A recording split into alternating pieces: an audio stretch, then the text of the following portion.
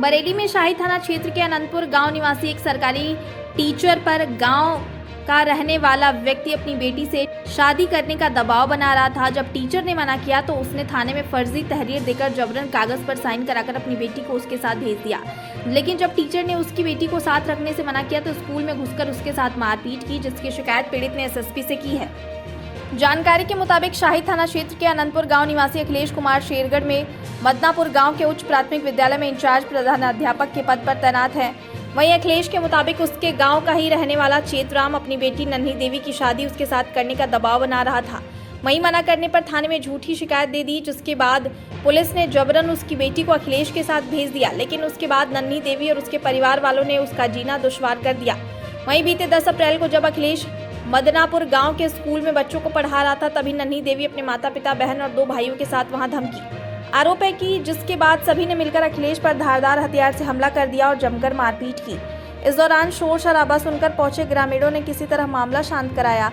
साथ ही घायल शिक्षक को सीएचसी लेकर पहुंचे, जहां से उसे जिला अस्पताल रेफर कर दिया गया, जहां उसका इलाज चल रहा है। वहीं बुधवार को इस मामले की शिकायत एसएसपी से की गई। पीड़ित शिक्षक अखिलेश कुमार का आरोप है कि लड़की का परिवार लोगों से रुपए ठगने का काम करता है, जो लोगों को रंजिशन फंसाकर उनसे रुपए ऐंठ लेते हैं।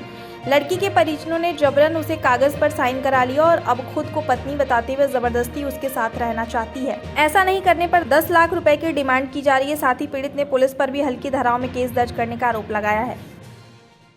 मेरे साथ में मैं स्कूल में पढ़ा रहा था, अध्यापक हूँ, प्रधानाध्यापक। तभी ये लोग आए, 6 लोग थे, जिन्होंने मेरे ऊपर हमला किया धारदार हथियार से। मेरे साथ मारपीट की, गर्दन दबाई और मेरे कान पे और मेरे सर पे पीछे बैक साइड में हमला किया गया, जिससे मुझे धारदार हथियारों से चोटें भी लगी हैं और मेरे सर और गर्दन में बहुत ज़्यादा चोट है। ये किसने मारा है?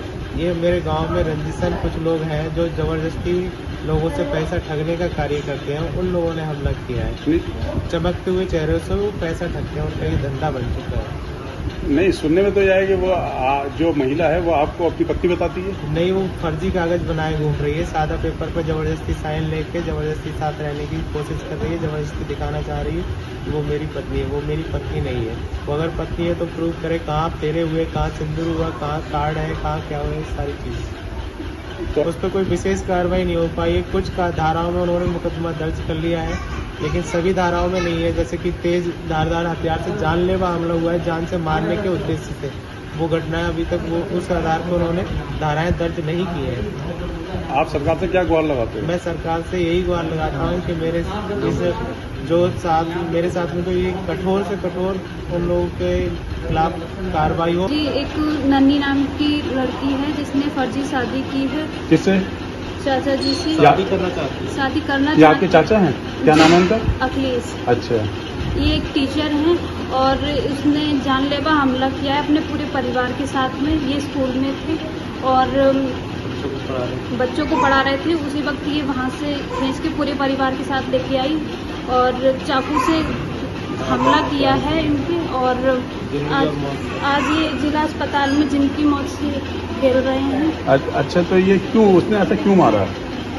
जी, वो पैसे के चक्कर में वो ऐसे कई और भी केस कर चुकी है और वैसा ही वो यहाँ पर नहीं, वो तो बता दी कि मैं इनकी पत्नी हूँ। जी हाँ, वो अपने आप को फर्जी वो कर रखा है। उसने डरा के धमका के साइन करा लिए सादा कागज पे और फिर अपने आप को पत्नी बता रही है। क्या और लोगों से भी इसी तरह से वो ठगी करी है उसने? हाँ जी। आपके गांव में?